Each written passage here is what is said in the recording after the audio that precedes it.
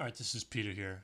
Just going to go over how to put one of these together. Should take you less than 10 minutes. It's pretty straightforward. Not much to... Well, there is some stuff to go wrong, but that's why I made the video. Make sure you put that SD card in first. That's going to be the first thing. You can put the SD card in after you insert the Pi. Like, I think that's what's happening now. But it is a huge pain in the ass. So you do not want to have to do that. So just put the SD card in first, and then screw this thing down. It's 2 screws here, one on each side. Only the front 2 screw holes are used.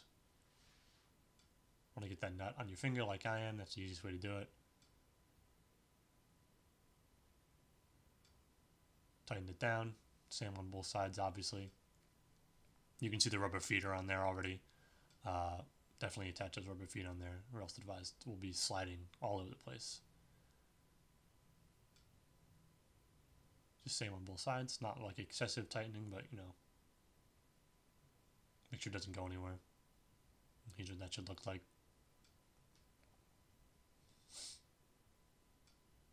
Once you have that, you're going to want to start in the front. So these little 3 screens fit into those recesses. Don't really force these in. They'll be a little tight, but don't go crazy. You can break them, so just be gentle. Kind of wiggle them around a little bit. Make sure you're not putting them in sideways or anything. You're going to want to put this on next. This is the light spacer. It does a lot of stuff, but it's going to fit around some nubs on the face there that you'll see. And then it's important how you put this down. So you can see it is intentionally avoiding those components there. So it's important how that happens. And then this is kind of the main board here. Goes on the back. Again, just a little bit of pressure will send it down. The inner pins are not used. If you see those exposed, that's fine. That's how it goes down. Then this comes on. The order here is very important, like which pins go to which pins. You'll see what I mean here in a second. So it connects both these PCBs at both ends. So you want to go as I'm doing it here. So you see white and black on one end, you're going to want to match these colors up. So one of these says VCC behind it. That black wire is the main power wire. It's going to want to go right there. That main trace there, that big trace, the first one. If you get this wrong, God help you. I've never done it. I don't know what happens, so just don't do it. Then yeah, this just kind of rolls on. Might take a little effort. This is the best way to do this. It's pretty straightforward. You want to do it exactly as I'm doing it with the overhang to the back right.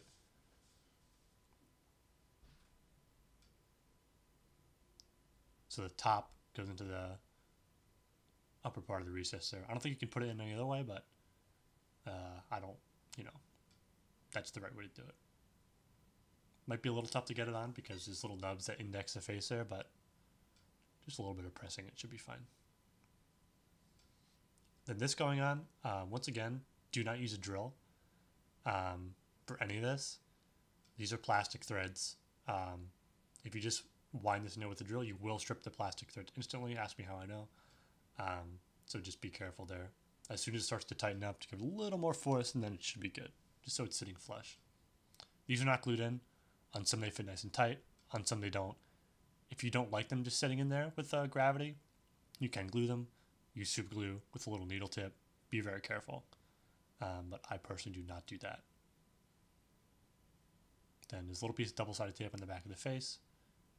That just presses on. You can take it back off again, so don't worry about that. And you're all set. And from here, it's pretty straightforward. Plug it in.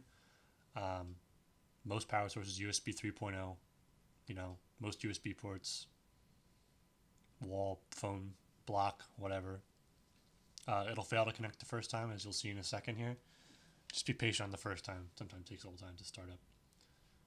So it'll make a network called Weather Orbs, which you're going to want to connect to.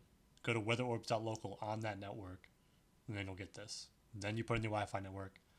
It'll be connecting to whatever network you put in here. And then once it does that, it'll restart. And then you can just go to weatherorbs.local on that network. And that's it. There you go.